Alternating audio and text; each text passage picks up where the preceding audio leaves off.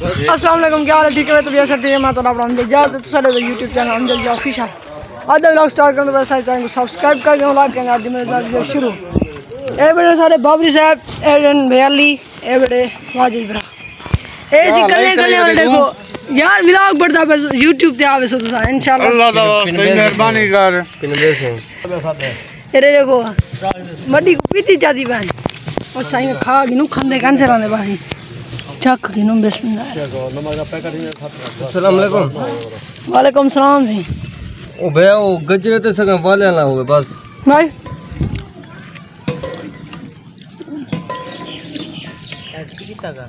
तो होर चा गिनु हां किਵੇਂ बैठी मैं हाथ दही किने बन गई यार भला आइयो कितने रहे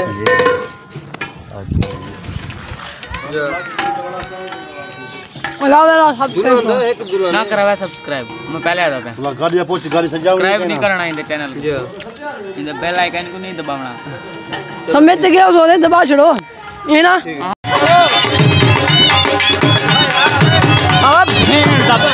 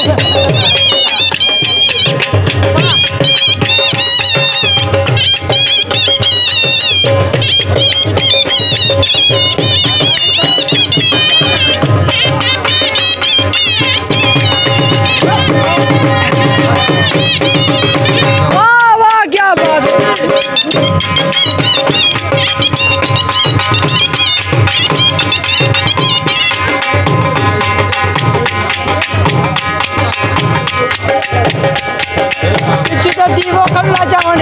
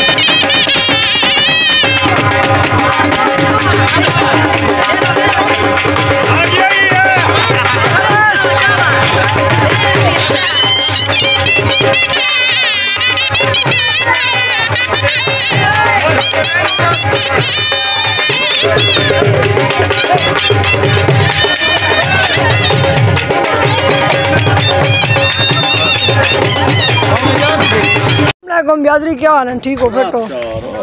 वाह वाह बाबरी साहब नवेक खंदे बिड़ो वाह वाह अली नवाज दे कोई बर्तन नहीं चाहते यार ते मेरे को क्या बताए काम सा कीती बिड़ो हुन चावा करवाएंगे ऐसा कीते दे ओ तो मारे तेरे कटे हुआ भी दिए जी सही माशाल्लाह माशाल्लाह माशाल्लाह यार चाहती है ना